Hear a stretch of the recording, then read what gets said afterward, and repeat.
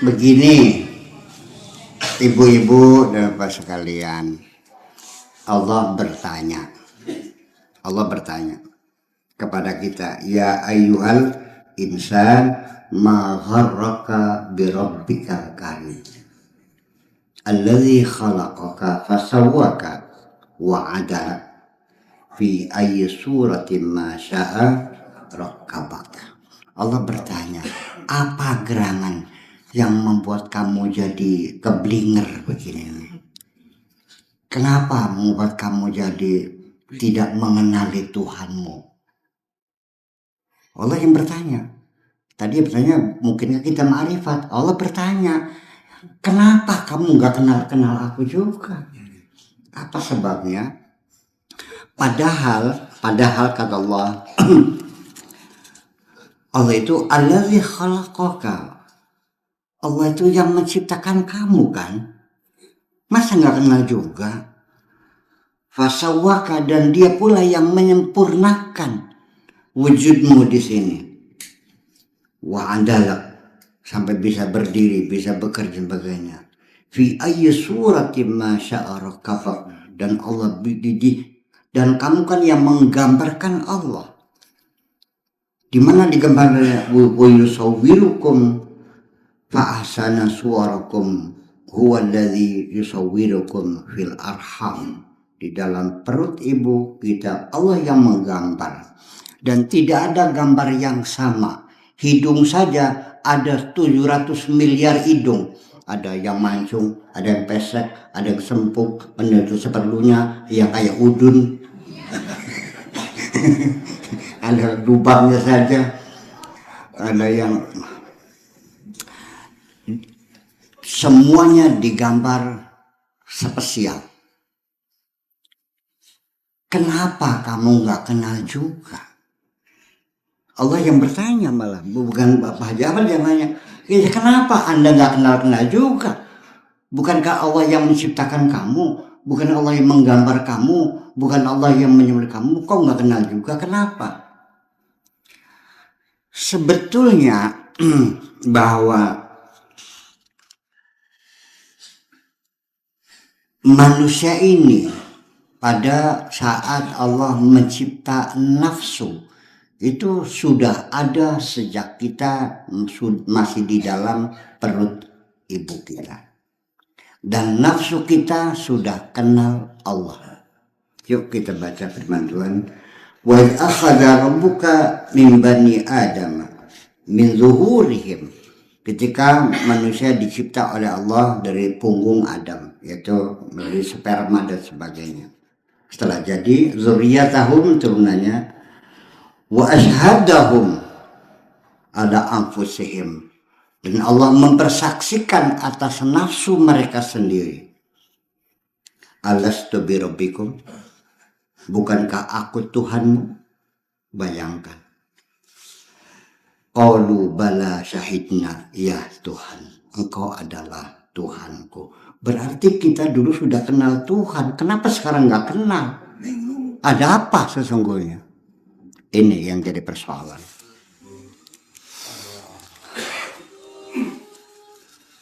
Ada yang masih ingat gak waktu ditanya Allah, alastu bi rabbikum?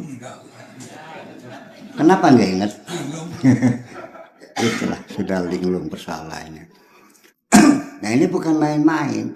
Dan sekarang ilmu pengetahuan modern telah membuktikan bahwa ketika kita masih berbentuk janin dan kita ditaruh nafsu di situ, kita sudah punya keinginan. Kita dalam janin sudah bermimpi. Dan kita punya keinginan, ini senang, ini tidak senang. Dan kadang-kadang keinginannya tidak sama dengan sang ibu yang mengandungnya. Maka kita perhatikan orang ngidam itu kadang-kadang punya keinginan yang aneh-aneh. Jam 2 malam di Mesir, di Kairo, ada seorang perempuan diantar istri naik mobil ke stasiun di Kairo. Itu penjaga sebenarnya, ada apa Bu? ini istri saya ingin pegang lokomotif.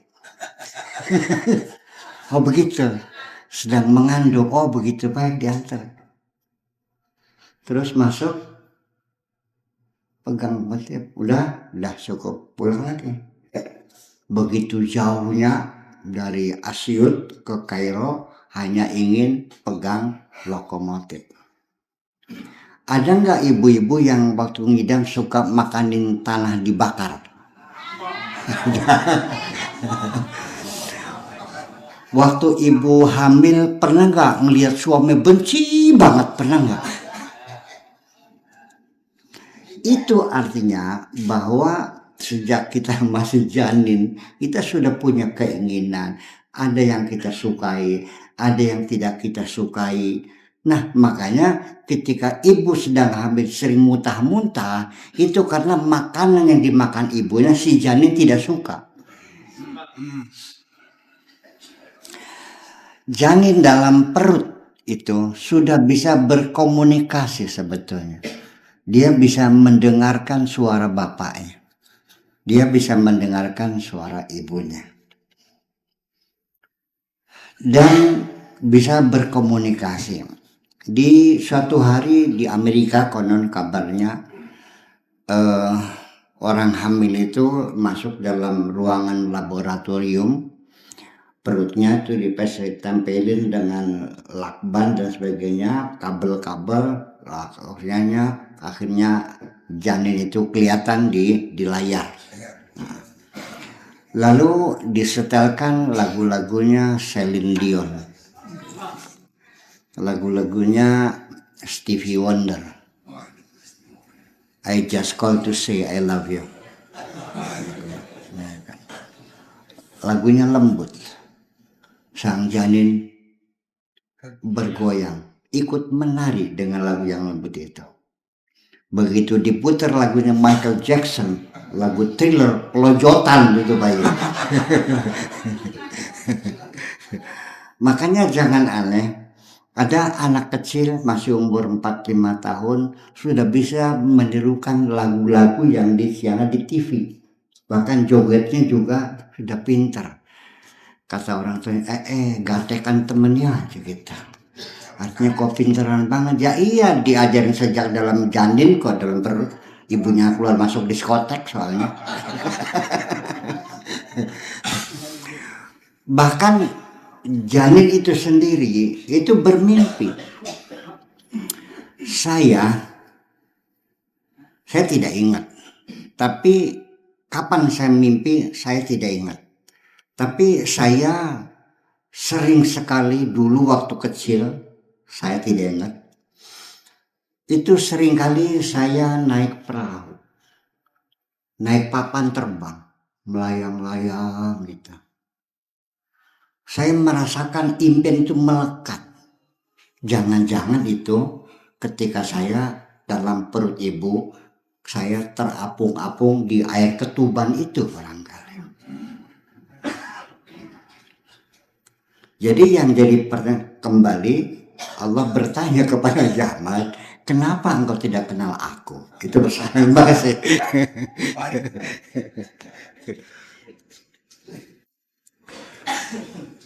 Terima kasih Bu ya.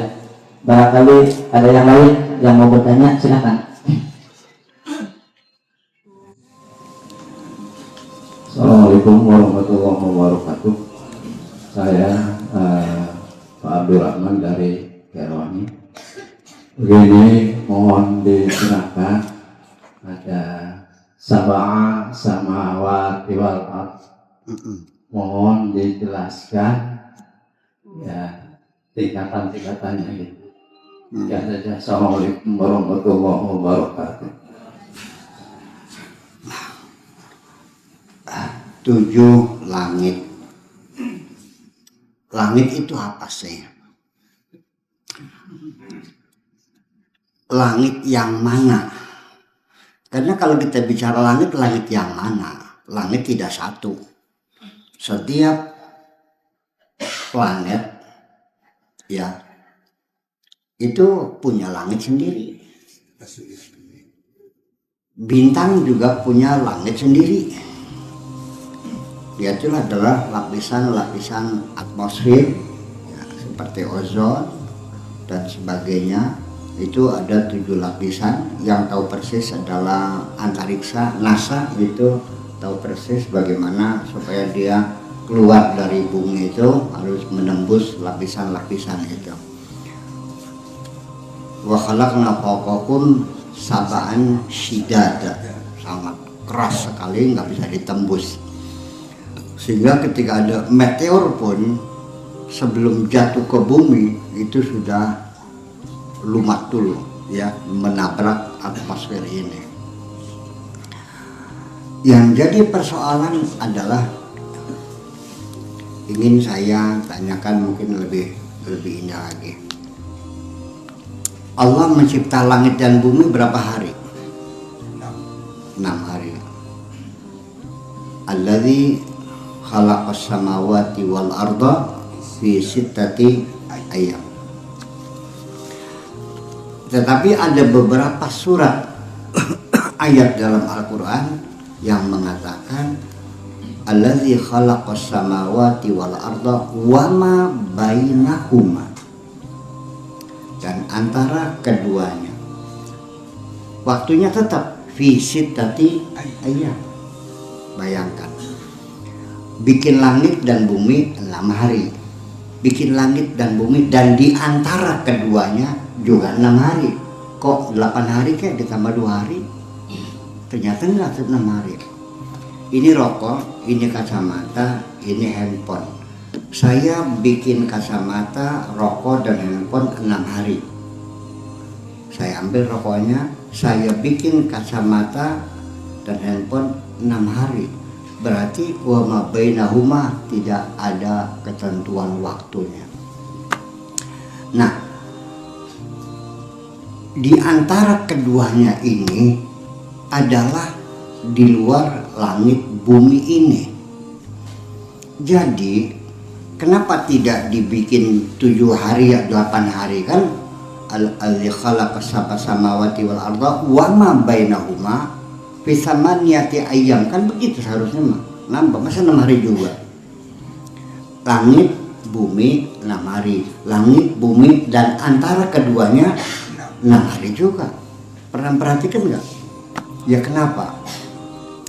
Karena di antara langit bumi ini adalah materi gelap yang tak terhingga, sekalipun jaraknya 50.000 tahun cahaya. Kalau kecepatan cahaya itu sama dengan 300.000 kilometer per detik. Jadi kalau kita bikin pesawat kecepatan cahaya 1 detik, itu kita bisa mengelilingi bumi 7,5 kali 1 detiknya. Dikalikan 50.000 tahun, tetap 6 hari. Ya karena kegelapan ini, materi gelap ini sesungguhnya adalah merupakan neutron-neutron positif dan neutron-neutron negatif yang saling menghancurkan. Dan ketika saling menghancurkan itu menimbulkan energi gelap. Tetapi terjadinya neutron positif dan neutron negatif dan saling menghancurkan tidak ada jeda waktu pada saat yang sama. Itulah sebabnya wa ma bainahuma tidak bisa dihitung karena tidak ada jeda waktu. Itulah yang ini bukan langit. Langit itu yang apa namanya, perisai mantelnya bumi yang melindungi bumi, itulah namanya langit. Kalau sana namanya itu al-fadha, artinya ruang angkasa.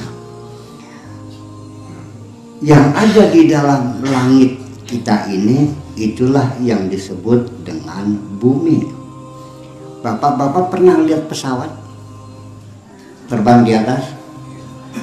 Itu di atas bumi atau di dalam bumi? Di dalam bumi.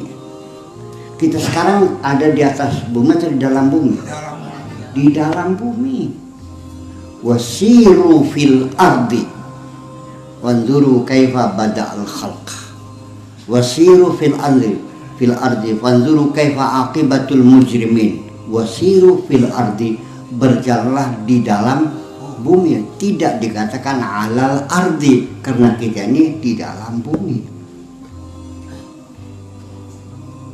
Pesawat itu di dalam bumi, bulan pun berada di dalam bumi. Bumi ini bukan yang kita injak, tapi bumi beserta langitnya yang 7 itulah namanya bumi. Sehingga semua yang ada di bumi ini adalah terjadi adanya gravitasi. Jadi ketika pesawat itu terbang, itu tidak bergeser dari posisi bumi, tetap dia berjalan bersama bumi. Kalau tidak, maka kata seorang Syekh Wahabi di Saudi Arabia, mubalik di sana, dia ceritakan mana mungkin bumi ini berputar. Kalau iya bumi berputar, ya, ngomongnya gini, ini Syekh di sana, ulama besar. Besar. Kalau iya bumi berputar, ya sudah kita naik pesawat, nanti di atas berhenti. Nah, nanti kita turun lagi sudah sampai Cina katanya. Segimana lagi? Ya karena dia tidak tahu pemahaman langit bumi seperti apa. Jadi artinya bahwa semua yang ada di dalam bumi ini berputar bersama bumi. Bapak pernah naik kereta api? Pernah kereta api? Bawa tas enggak? Bawa pulpen enggak? Pakai sepatu? Bawa rokok enggak?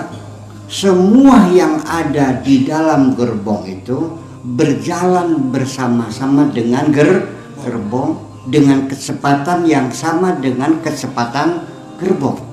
Betul nggak?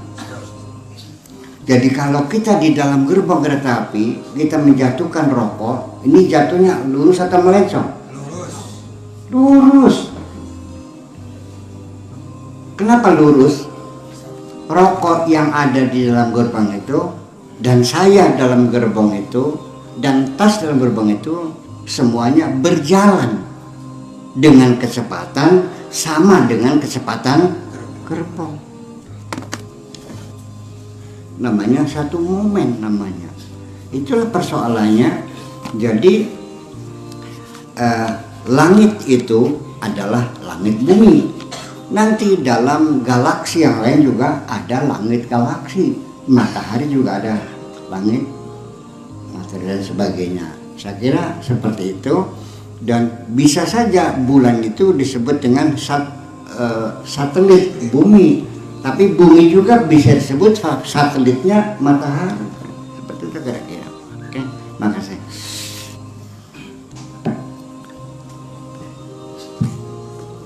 Alhamdulillah.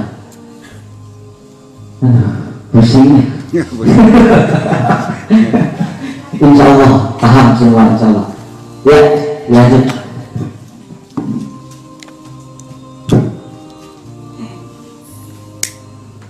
Assalamualaikum warahmatullahi wabarakatuh. Maaf Bu ya, saya mau menanyakan penjelasan antara nafsu, akal, sama ruh, sama satunya itu apa? Kalbu.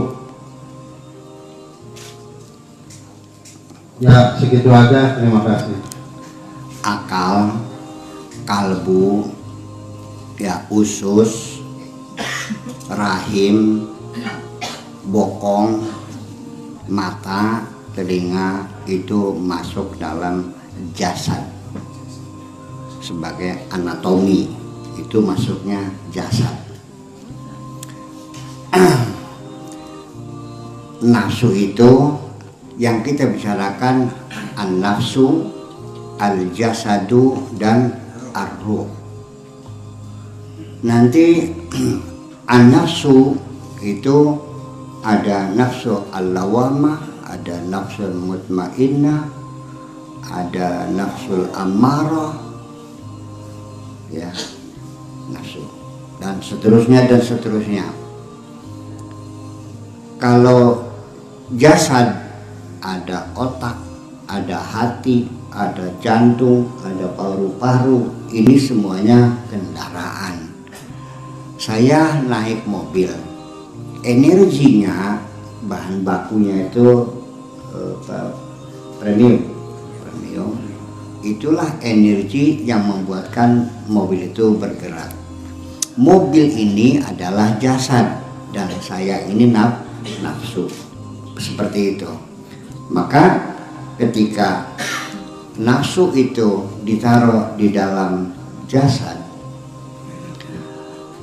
jasad itu juga ditaruh jendela, dipasangi jendela supaya nafsu kita bisa melihat keluar, namanya mata.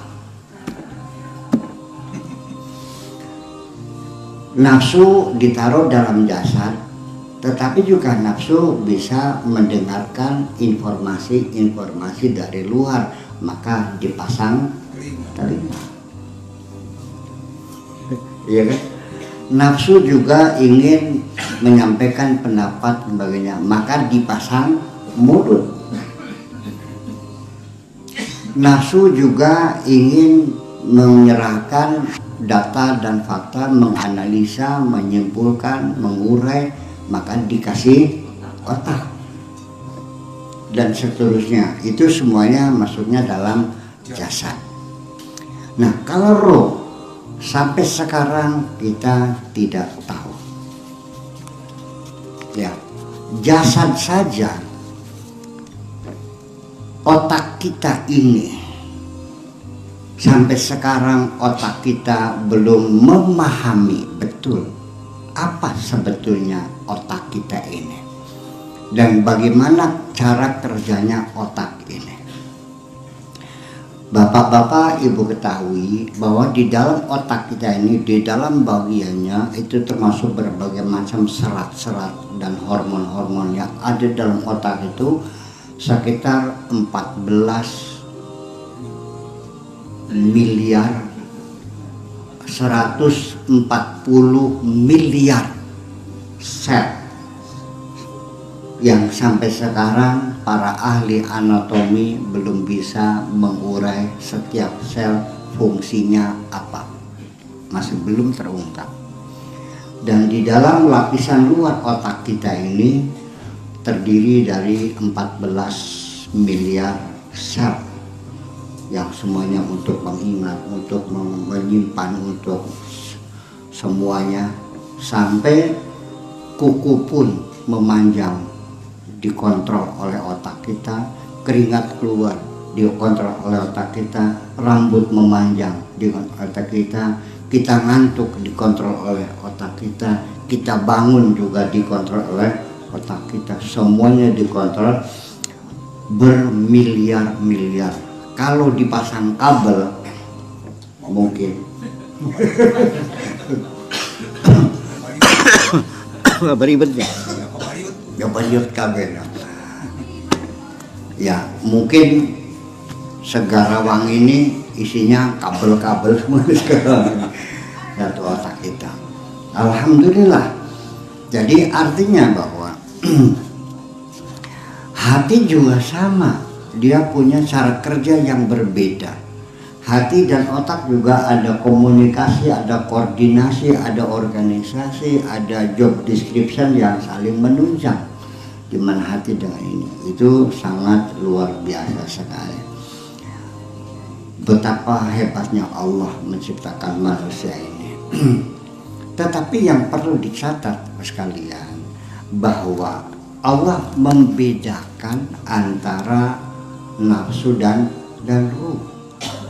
Bahwa ketika Allah itu menyebut nafsu, artinya kepada zat nafsunya sendiri, mansubatun ila zatiha. Tapi ketika Allah itu menyebutkan ruh, itu selalu mansubun ilaihi ila rabbi subhanahu wa ta'ala. Mari kita lihat.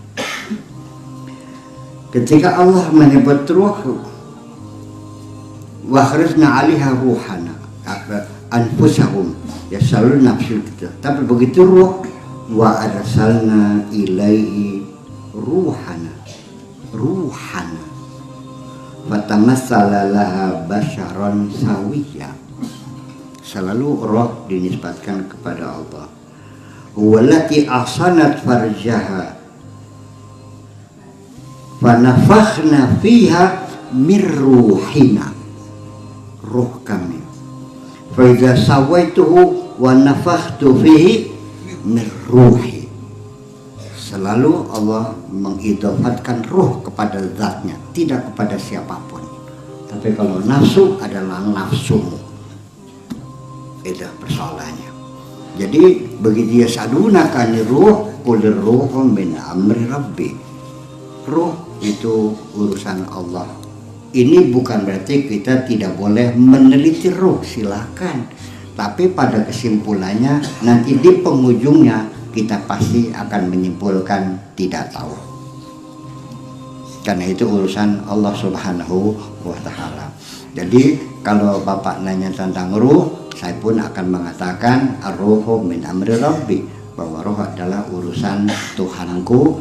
Tetapi ada enggak? Ada. Karena tanpa ruh pasti kita akan menjadi bangkai. Betul enggak? Jadi bangkai enggak? Jadi bangkai, rongsok. Nah itu. Nah, jadi sesungguhnya nanti nafsu itu mencicipi mati, tapi tidak mati. Kalau jasad itu mati dan dia akan rusak, kembali menjadi tanah lagi. Tapi ruh itu tetap ada dan nafsu juga tetap ada, dan nanti membikin jasad mah gampang. Iya. Tidak aneh. Dulu Allah bikin kita juga bisa kan? Masa bikin lagi nggak bisa? Ya kan gitu. Ya. Dan nanti suatu ketika nafsu itu kapan disebutnya mencicipi mati, yaitu pada saat dia harus berpisah dengan jasad dan ruh. Itulah dia mencicipi. Oleh karena itu maka roh itu sesungguhnya sangat rahasia sekali. Nafsu itu kita rasakan bahwa yang disuruh beribadah adalah nafsu kita, yang disuruh untuk menjauhi larangan Allah adalah nafsu kita. Nafsu kita bisa jahat, bisa baik, bisa beriman, bisa kafir, bisa ngelawan, bisa nurut, bisa maksiat, bisa taat. Itulah nafsu kita selalu berubah-ubah.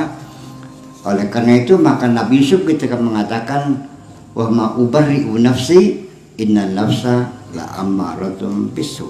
Aku tidak bisa membebaskan diriku dari nafsu ini. Nafsuku selalu mengajak aku berbuat jahat.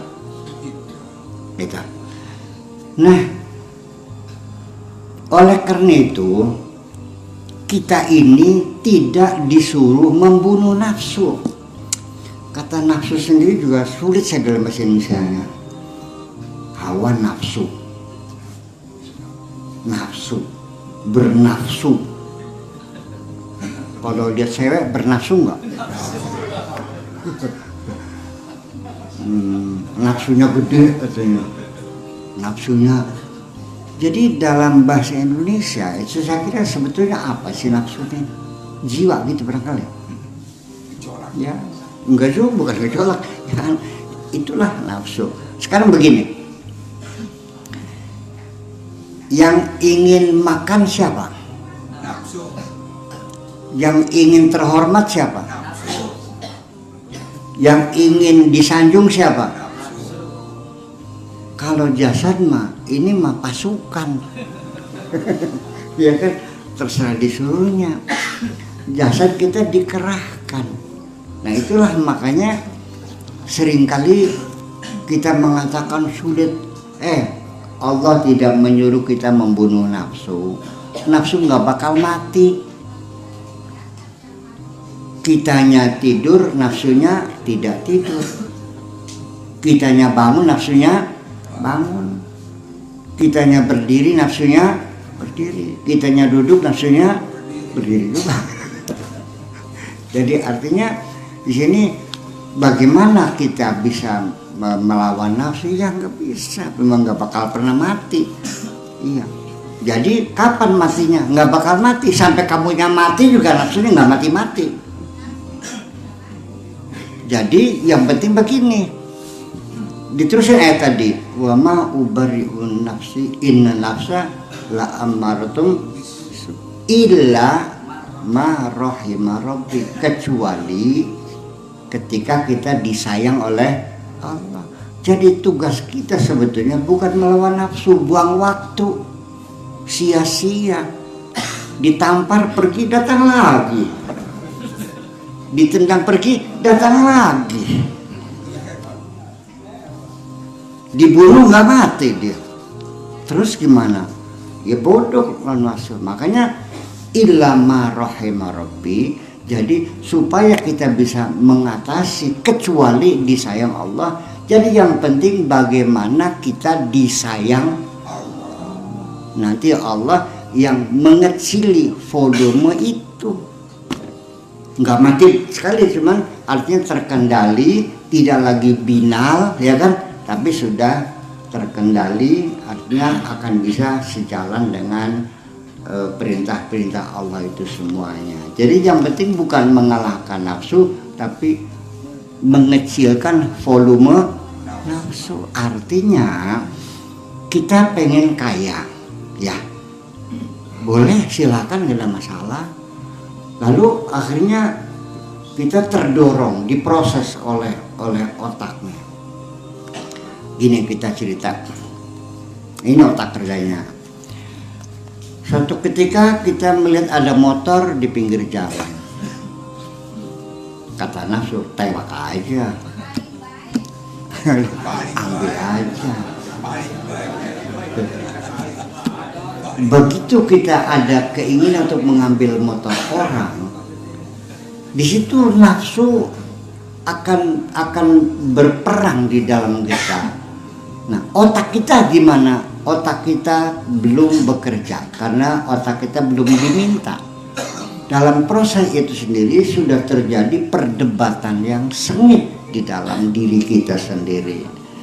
Ada pihak yang mengatakan kalau kamu ngambil motor, kamu namanya maling. Ya jangan dong. Nanti kata yang satu lagi, tapi saya kan butuh motor. Ya beli dong. Siapa lagi dari mana belinya, duit nggak punya, ya kredit dong.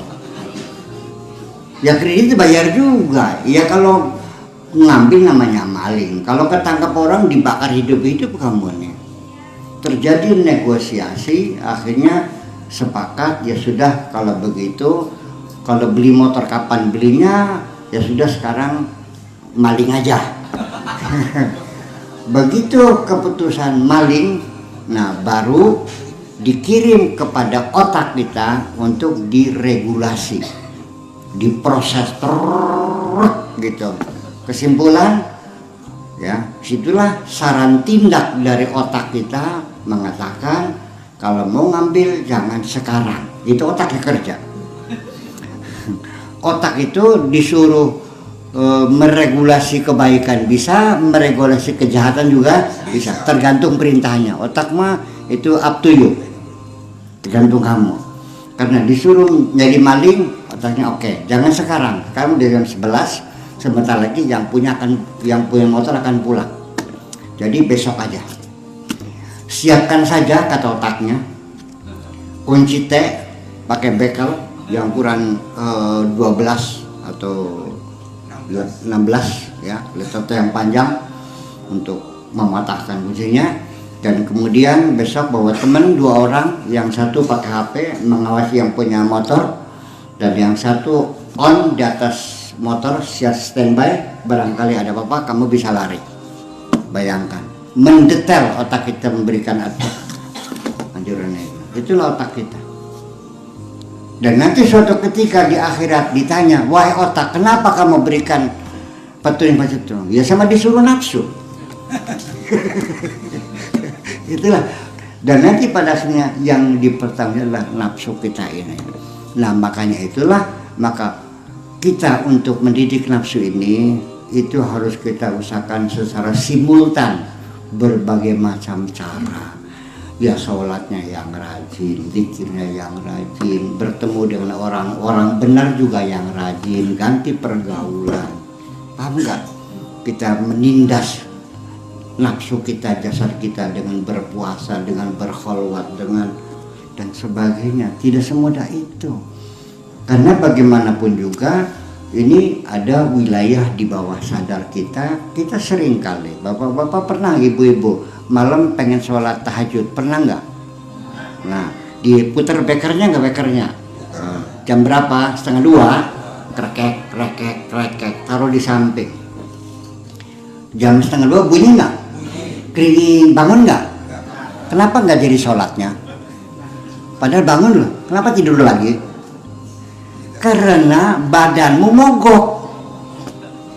Iya, kenapa? Mobilnya yang mogok. Ya kenapa? Ini jadi persoalan besar. Jadinya kalau kita mau pengen belajar menguasai diri semacam kita ini, ya jangan akal-akalan sendiri dong. Minta petunjuk sama orang yang mengerti. Betul nggak? Iya. Makanya kalau pengen bener ya harus banyak bergaul dengan orang bener. Kalau kamunya banyak gaul sama maling, kamu jadi maling juga kok. Betul nggak? Kalau teman-teman yang ngadu jago, ikut mengadu jago nggak? Andai kan bapak dulu pernah kecanduan ngadu jago ya, sekarang udah bertobat ya, sudah 20 tahun bertobat, sudah nggak ngadu jago lagi. Percaya atau tidak, itu masih terekam. Kebiasaan kita ngadu jago masih terekam. Kapan-kapan jagonya masih datang dalam ingatan kita, kukururu ngadu jago lagi yuk, kata gitu. Yang dulunya suka main cewek, dia kan gitu. Alexis, sawah besar, tanjakan Bongas.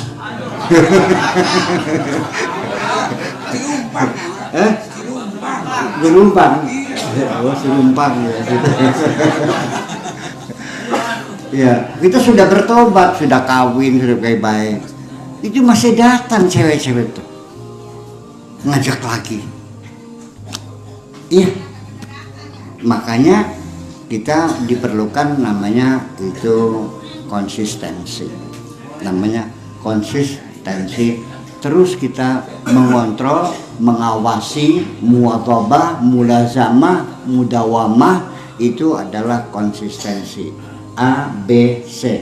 A itu namanya alfa, B itu brainwash, dan C itu konsistensi. Itu termasuk mulazamah, mudawamah, itu terus menerus, dan kita tidak boleh lengah sekejap pun. Kalau tidak, kita akan tergelincir lagi. Itulah namanya hidup seperti itu. Makanya jangan khawatir, dijamin kita pasti berdosa. Ya, jangan dikira bahwa orang yang hebat yang tidak ada dosanya. Enggak.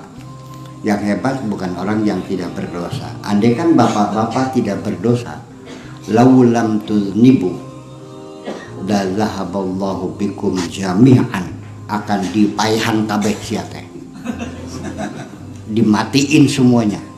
Wa ya'ti bil akharina, Allah akan bikin makhluk lain yang lebih baik dari kita.